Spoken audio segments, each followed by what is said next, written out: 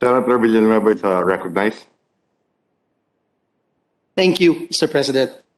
Thank you, Mr. Majority Floor Leader. In the book of Job, chapter 1, verse 21, it says, "The Lord gave and the Lord has taken away. May the name of the Lord be praised." Mr. President, distinguished colleagues, it is my honor to sponsor Senate Resolution number 760, expressing the profound sympathy and sincere condolences of the Senate on the death of the former President Benigno Simeon Cojuangco Aquino III. On June 24, 2021, the 15th President of the Republic of the Philippines, Noynoy Aquino, passed away peacefully in God's hands. Today, we pause for a while to remember him, the great man, the transformational leader, and the nation's hero.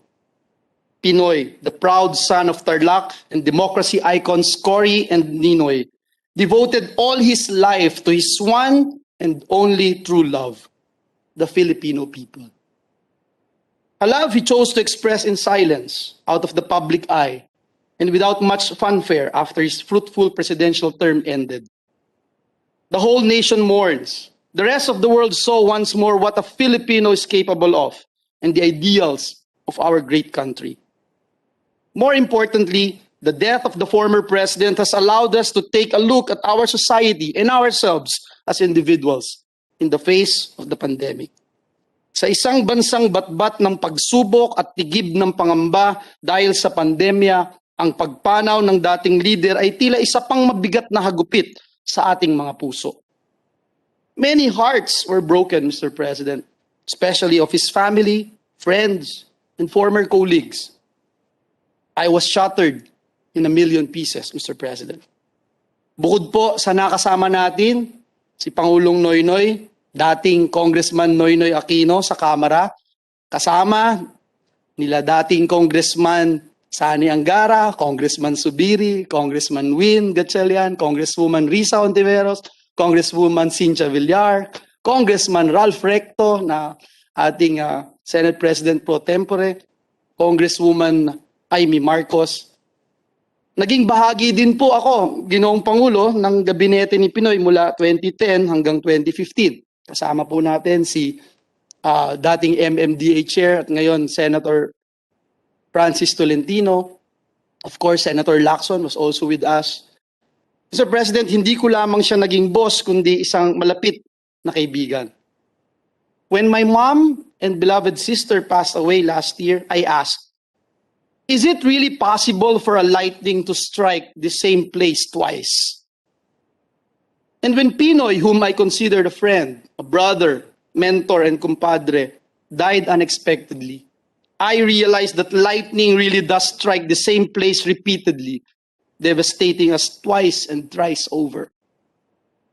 Ang bigat sa loob na nararamdaman ng kairaming Pilipino ay marahil dahil na rin po sa kawalan ng pagkakataong makapagbigay man lang ng huling sulyap, huling pagpupugay, at pamamaalam sa yumaong presidenteng hinahangaan at naging inspirasyon nila. How can they forget their president who genuinely put his shoulder to the wheel, paving the daang matuwid, and bulldozed a wang-wang mentality?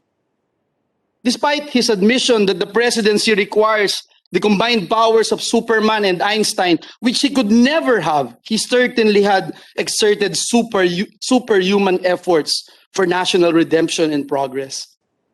Sa loob po ng 6 na taon niyang panunungkulan, tapat siyang naglingkod sa kanyang mga boss. Taglay ang paniniwalang kung walang korap, walang mahirap. In our cabinet meetings, kasama din si Senator Kiko Pangilinan, doon po sa Malacanang, he would always say that the presidency is a lonely and most thankless job in the world. Hanggang ngayon po, hindi ko pa rin po maintindihan kung paano niya nasabi ito noon gayong ang bansang kanyang pinamumunuan ay kinikilala bilang Asia's Rising Tiger, Asia's Rising Star, at Asia's Bright Spot. Personally, Mr. President, I thank Pinoy for supporting TechVoc, making it an instrument for national progress. And if I was TESDA man, Mr. President, he was the TESDA godfather.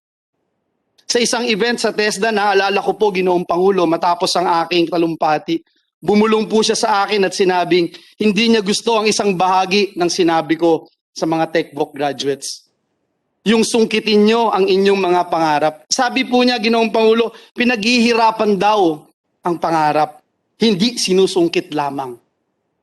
I knew at that time that he was talking from experience. He made the Philippines, once touted as the sick man of Asia, into one of Asia's fastest growing countries. This is no coincidence or a stick of luck, but a result of sheer hard work pushing the nation to go to a path that we would never otherwise go. He supported the unprecedented success of the TechVoc sector since 2010. It has become our cause to empower Filipino youth to fulfill their dreams for a better life. And the glory days of TESDA would have not been possible if not for the impressive gains of the Philippine economy under his watch. Bago po siya bumaba sa pwesto noong 2016, isa po ako sa pinagpalang ginawaran niya ng parangal ng Order of Lacandula para sa naging kontribusyon natin doon sa TESDA. But our friendship, Mr. President, and the love he had shown to my kids, both his inaanak, are the greater rewards.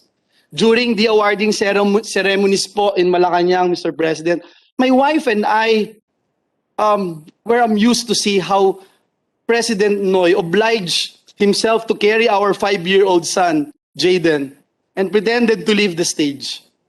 But he quickly turned around to respond to my 3-year-old daughter, bunso po namin si Gwyn, who asked where was the queen if we were in the palace. Pinoy wittingly quipped that maybe soon there will be a queen.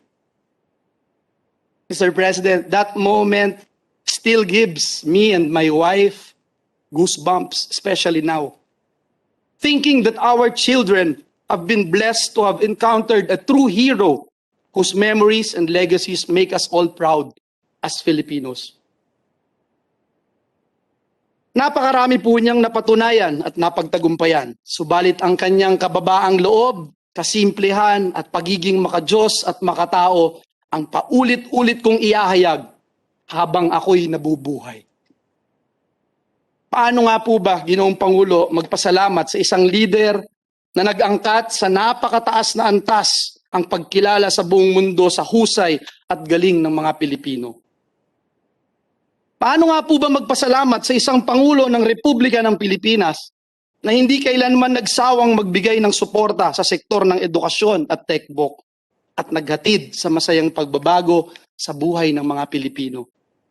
Mr. President, the pandemic took away a lot, but it can never take away our honor and dignity as a people. The death of former President Noynoy Aquino, who also once occupied this place as the people's senator, proved that to be true. The misinformation or fake news cannot cast doubt on the truth about Pinoy. Time will come, a fair assessment of his administration will bear the truth of his great achievements, brave decisions, and moral leadership.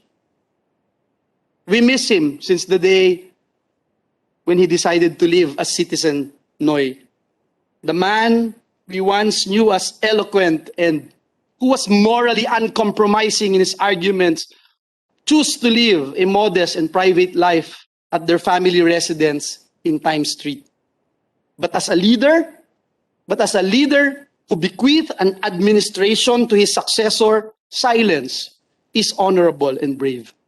Let me end, Mr. President, with a quote from the book of Simon Sinek, and I quote, "And when our lives are over, those who joined us on the path to fulfillment will keep going without us and inspire others to join them too." In his 5th SONA, Mr. President, in 2014, Pinoy said, "The Filipino is worth fighting for." The fight continues not because he fell by the wayside, but because he had already led the rest of us into the future where our faith is strong and we serve as each other's strength. Pinoy, nilisan mo kami, subalit iniwan mo sa amin ang iyong laban. Ang laban sa kahirapan, laban sa korupsyon, laban sa kapayapaan, laban para sa kalikasan, laban para sa kawalan ng trabaho, laban para sa dekalidad na edukasyon. Ang laban mo ay laban ng bawat Pilipinong labis na naniniwala sa iyo at lubos mong nabago. Maraming salamat, Pinoy. Paalam, Pangulong Noy, mula sa aming lahat, ang pinaglaban at minahal mong Pilipinas. Maraming salamat po, Ginoong Pangulo.